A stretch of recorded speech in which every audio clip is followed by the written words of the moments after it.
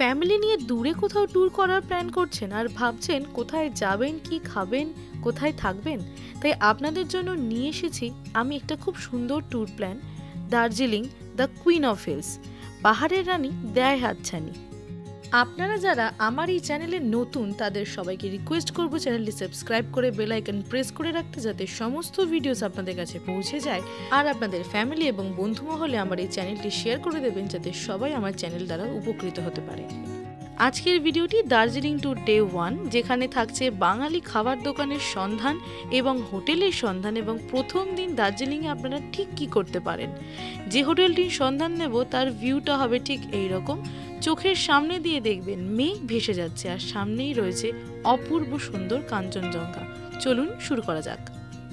Howrah station কিংবা শিয়ালদা, আপনাদের prefer করা যে কোনো রকম ট্রেনেই প্রথমে আপনাদের এনজেপি পৌঁছাতে হবে। আমরা প্রধানত শিয়ালদা থেকে সন্ধে 7:40 উত্তরবঙ্গ এক্সপ্রেসে করে গিয়েছিলাম এনজেপি। 154261 উত্তরবঙ্গ এক্সপ্রেস শিয়ালদা থেকে ছাড়ে সন্ধে 7:40 11 নম্বর প্ল্যাটফর্ম থেকে। রাত কাটাতে হবে ট্রেনে, সেক্ষেত্রে আপনারা ট্রেনে আপনাদের খাবার নিজেরাই নিয়ে যেতে পারেন, এছাড়া চাইলে স্টেশন থেকেও সংগ্রহ করতে পারেন।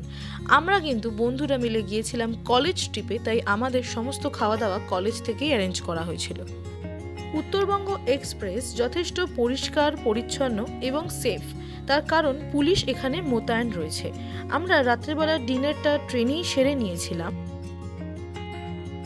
উত্তরবঙ্গ এক্সপ্রেস আমাদের 6:21 নিউ জলপাইগুড়ি পৌঁছে দিয়েছিল।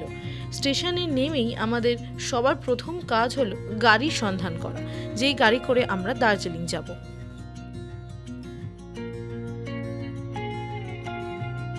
আচ্ছা, এনজেপি স্টেশনে নেমেই রয়েছে প্রচুর শেয়ার গাড়ি অপশন, এছাড়াও আপনারা চাইলে ট্যুরস অ্যান্ড ট্রাভেলসও বুক করতে পারেন।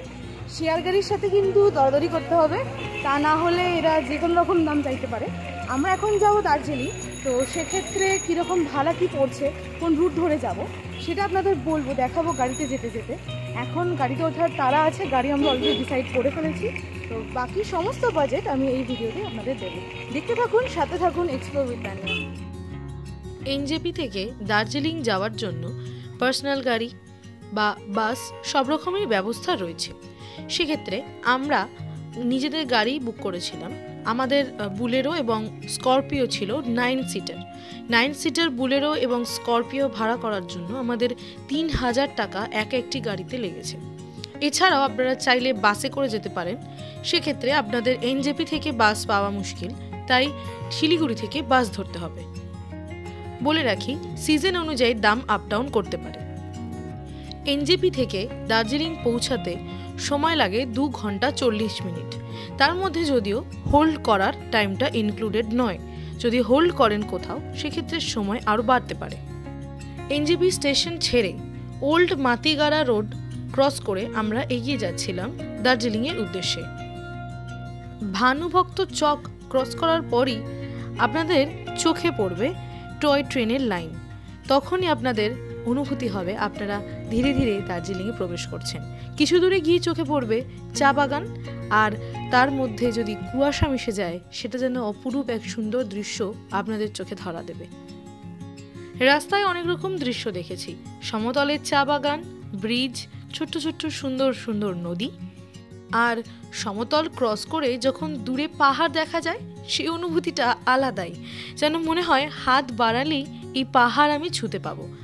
আর সেই সমতলের রাস্তা পার করে যখন পাহাড়ের গা বেয়ে আমরা একটু একটু করে ওপরে উঠে যাচ্ছি, তখন তো আর কোনো কথাই নেই, মনে হয় যেন আস্তে আস্তে স্বর্গে প্রবেশ করছি আমরা। কখনো রোদ, কখনো কুয়াশা, পাশ থেকে মেঘ ভেসে যাওয়া, ঠান্ডা ঠান্ডা হাওয়া, পাহাড়ের এই অনুভূতি যেন সমস্ত জীবনের অনুভূতিকেই হার মানায়।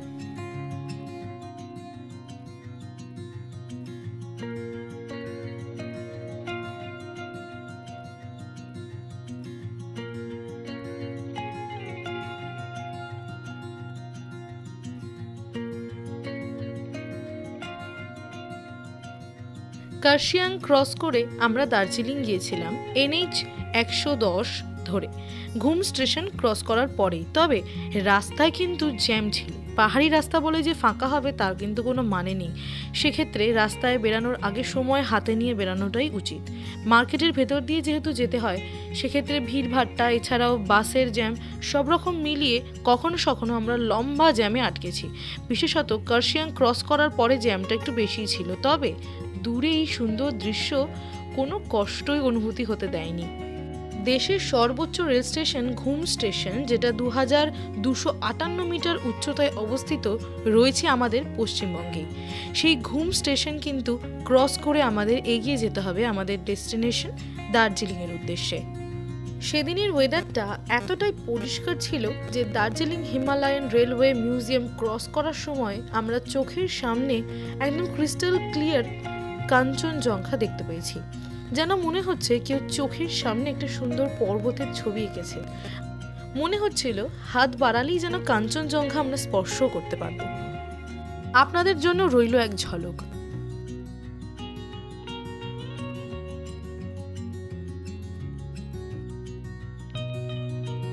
আমরা কিছুক্ষণ কার্শিয়াং হোল্ড করেছিলাম।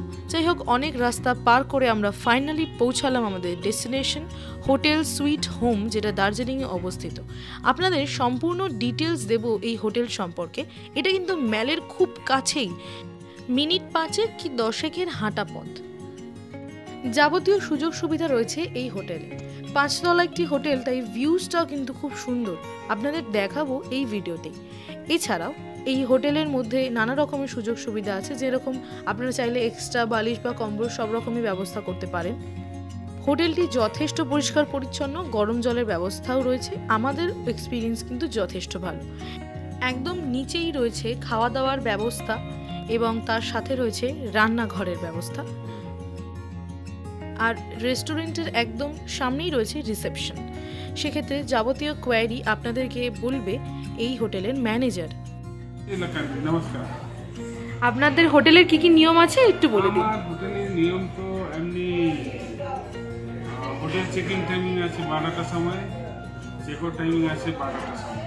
হ্যাঁ, হোটেলে আপনার যে গিজারের টাইমিং আছে আপনার মর্নিং টাইমে 5টা থেকে 10:30-11টা অবধি আছে, ইভিনিং 5টা থেকে রাত্রি 11টা অবধি আছে। আর আপনার এখানকার ঠিকানাটা কি আছে? এখানে আমার হোটেলের ঠিকানা Gandhi road, hotel sweet home international বললে হয়ে যাবে।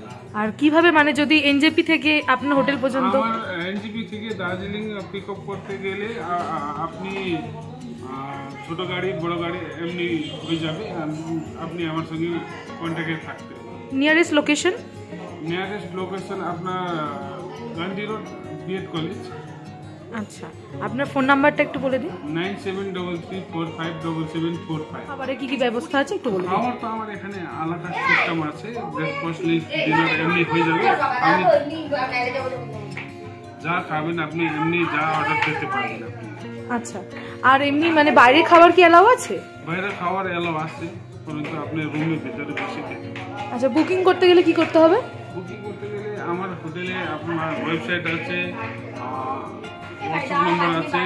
হ্যাঁ, ওখানে আপনাকে এইটা নম্বরে, আপনাকে যে নম্বর দিয়েছে ওখানে কন্ট্যাক্ট করলে আপনি হোয়াটসঅ্যাপে সবার কথা হয়ে যাবে। আপনাকে বুকিং করলে একটু টাকা ডাললে আমি মানি রিসিপ্ট পাঠাই দিই। আচ্ছা আচ্ছা, মানে আপনি যে টাকাটা আপনার দেওয়া হলো সেটা আপনি রিসিপ্টটা দিয়ে দেবেন। বেশ বেশ বেশ, থ্যাংক ইউ। সবার প্রথম আমরা এই রুমটাতে ছিলাম, তারপর আমরা রুম বদল করে ওপরে গিয়েছিলাম। তো নিচের রুমটাও আপনাদের দেখিয়ে দিচ্ছি। নিচের রুমগুলো ঠিক এরকম, যথেষ্ট পরিষ্কার পরিচ্ছন্ন এবং ওয়েল মেনটেন্ড। বাথরুমটাও যথেষ্ট ভালো। এবার দেখাই ওপরের রুমটা, যদিও একটু মেসি কারণ আমরা এই রুমটায় ছিলাম, তাও রুমের ডেকোরেশনটা খুবই সুন্দর। এবং ব্যালকনি থেকেই যেটা আপনাদের দেখালাম, একদম পরিষ্কার পাহাড় আপনারা দেখতে পাবেন। খুব সুন্দর এক্সপিরিয়েন্স ছিল আমাদের এই রুম থেকে। এক একটি রুমে শুধুমাত্র থাকার জন্য 700 থেকে 750 টাকা চার্জ লাগছিল পার হেড।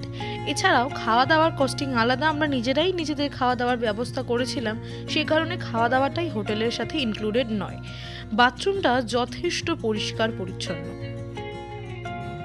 ঘড়িতে এখন 3:43। আমরা রেডি হয়ে পড়েছি আমাদের ডে 1-এর কিছু টুকটাক সাইট সিন করবো। তো আমরা এখান থেকে প্রথমে যাব হচ্ছে একটা মন্দিরে, প্রথমেই হয়তো যাব, তারপর ওখান থেকে ম্যাল ঘুরবো। তো সেক্ষেত্রে আমাদের হোটেলে ফিরেই আমরা যেটা করেছিলাম, আগেই ফ্রেশ হয়ে কিছুটা বিশ্রাম করে লাঞ্চ করে আবার কিছুটা বিশ্রাম করে, কারণ অনেকক্ষণের জার্নি ছিল আমাদের, তো সেক্ষেত্রে আমরা যথেষ্ট টায়ার্ড ছিলাম, তাই অনেকটা টাইমই আমরা বিশ্রামের জন্য রেখেছি যাতে শরীর খারাপ না করে। তারপর আমরা এই এখন বেরাচ্ছি, এরপর পরপর সাইট সিনগুলোতে যাব, তো আপনাদের দেখাচ্ছি কোথায় কোথায় যাব, তোমরা দেখতে থাকো। আর কেমন লাগলো জানাতে ভুলো না কিন্তু, তোমাদের কমেন্টের অপেক্ষায় থাকবো, আমি জানিয়ে দেবো। চলো তাহলে শুরু করা যাক। আমাদের হোটেল থেকে মাত্র হাঁটা পথের ডিস্টেন্সে ম্যাল, সেক্ষেত্রে কোনো গাড়ির ব্যবস্থা দরকার লাগেনি, পায়ে হেঁটেই ম্যালে প্রবেশ করা যায়। সেক্ষেত্রে আমাদের সবথেকে আকর্ষণীয় বিষয় হলো হোপ লেখাটি। এখানে দাঁড়িয়েই সবাই ছবি তোলে, প্রচুর ছবি তোলার ক্রেজ এখানে, তাই এখানে দাঁড়িয়ে আমরাও কিছুক্ষণ ছবি তুলে নিয়েছিলাম। তারপরে ধীরে ধীরে ম্যালের আরও ভিতরে প্রবেশ করলাম, যেখানে রয়েছে বিভিন্ন রকমের ফাউন্টেন, বিভিন্ন টি শপ, এছাড়াও রয়েছে বিভিন্ন আসবাবপত্র কেনার জায়গা, সোয়েটার কেনার জায়গা, খাবার দাবারের দোকান। এছাড়াও তোমাদের চোখে পড়বে ম্যালে রয়েছে বিভিন্ন রকমের ঘোড়া, তারা দাঁড়িয়ে রয়েছে, তাদের এক একজনের কস্ট হলো গোটা ম্যালটাকে 3 পাক ঘোরাবে 100 টাকা। এবার তোমরা দরাদরি করে নিতে পারো, সিজন অনুযায়ী কিন্তু দাম দর এদিক ওদিক হতেই পারে। মূলত ম্যাল ক্রস করেই আমরা এগিয়ে যাব আমাদের প্রধান ডেস্টিনেশন মহাকাল মন্দিরের উদ্দেশ্যে। সেটা পাহাড়ের গায়ে অবস্থিত একটি সুন্দর মন্দির। ম্যালটা ক্রস করে যেতে হবে, তাই ম্যালের আশেপাশে একটু চোখ বুলিয়ে নিচ্ছিলাম, তারপরে এসে ম্যালে কেনাকাটা। সম্পূর্ণ ম্যাল এবং মহাকাল মন্দির তোমাদের আমি ইন ডিটেলে দেখাবো, সো ভিডিওটা একটু লেন্দি, কিন্তু প্রত্যেকটা জায়গার ডিটেলস একদম নিখুঁতভাবে তোমাদের দেখাবো, যাতে তোমাদের বুঝতে অনেকটাই সুবিধা হয়। ম্যালের এই বড় জায়গাটা পার করে এগিয়ে গেলেই দেখবে নিউ মহাকাল মার্কেট বলে লেখা, সেখান থেকেই তোমাদের সোজা হেঁটে যেতে হবে পাহাড়ের গা বেয়ে। পাহাড়ের ধারে ধারে এরকম রেলিং দিয়ে ঘিরে রাখা রয়েছে, এবং রেলিং ছেড়ে এগিয়ে গেলেই তোমাদের চোখে পড়বে সিঁড়ি, এই সিঁড়ি ধরেই উঠে যেতে হবে মহাকাল মন্দিরের উদ্দেশ্যে।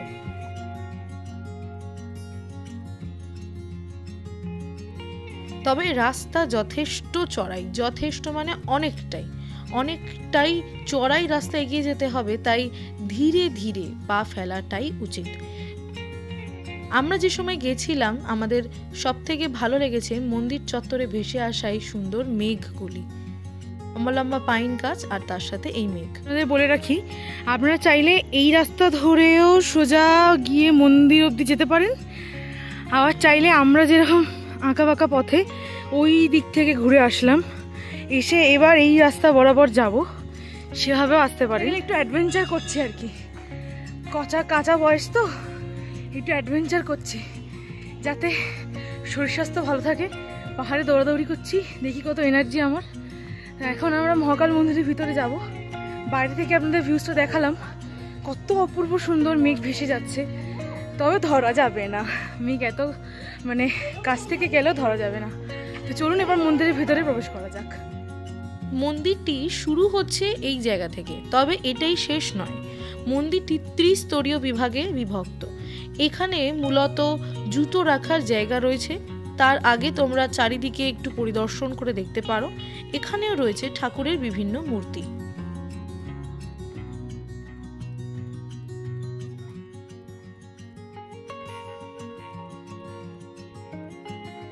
এই মন্দিরের উপরে প্রবেশ করার জন্য জুতো খুলতে হবে, তাই এই জায়গায় তোমরা এই বক্সগুলির ভিতরে জুতো রাখো, বাইরে নয়, তার কারণ এখানে প্রচুর বাঁদর রয়েছে, জুতো নিয়ে চলে যাওয়ার সম্ভাবনা রয়েছে, তাই এই বক্সের ভিতরে জুতো রাখো এবং বক্সগুলি বন্ধ করে দাও। তারপরে ধীরে ধীরে ওপরে যাও, সেখানে তোমাদের প্রথমেই চোখে পড়বে বজরংবলীর মন্দির, আর তার আগেই ঠিক সামনেই সাই বাবার মন্দির ক্রস করেই রয়েছে বজরংবলী।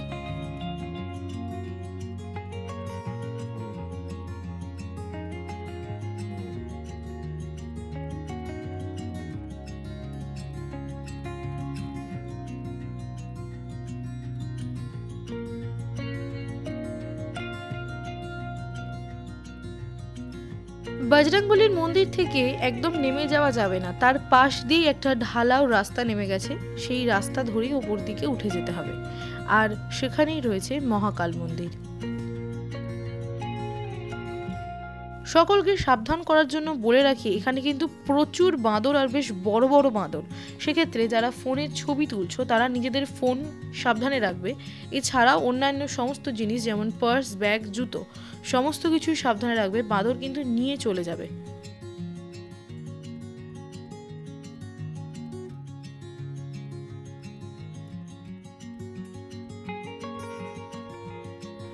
মহাকাল মন্দিরের ভিতরেই প্রবেশ করার পর তোমাদের চোখে পড়বে চারিদিকে প্রচুর এরকম পাহাড়ি ফ্ল্যাগ ঝোলানো রয়েছে। একদিকে রয়েছে কালী মাতার মন্দির, যেটা মহাকাল মন্দিরের সূচনাতেই রাখা রয়েছে।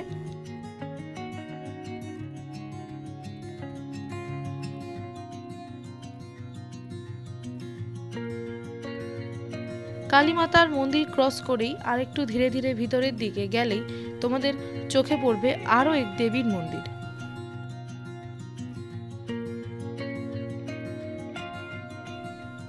তারপর আরো একটু ধীরে ধীরে, মানে মহাকাল মন্দির কিন্তু শুধু মহাকাল নয়, তাছাড়াও অন্যান্য অনেক দেবদেবীর মন্দিরই এখানে রয়েছে। তোমরা চাইলে এখানে পুজো দিতে পারো। তোমাদের চোখেই পড়বে সামনে নন্দী মহারাজ বসে রয়েছেন। নন্দী মহারাজের পাশ দিয়েই রয়েছে মহাকাল মন্দিরের প্রবেশের রাস্তা, সেখান দিয়ে তোমাদের মন্দিরের ভিতরে প্রবেশ করতে হবে।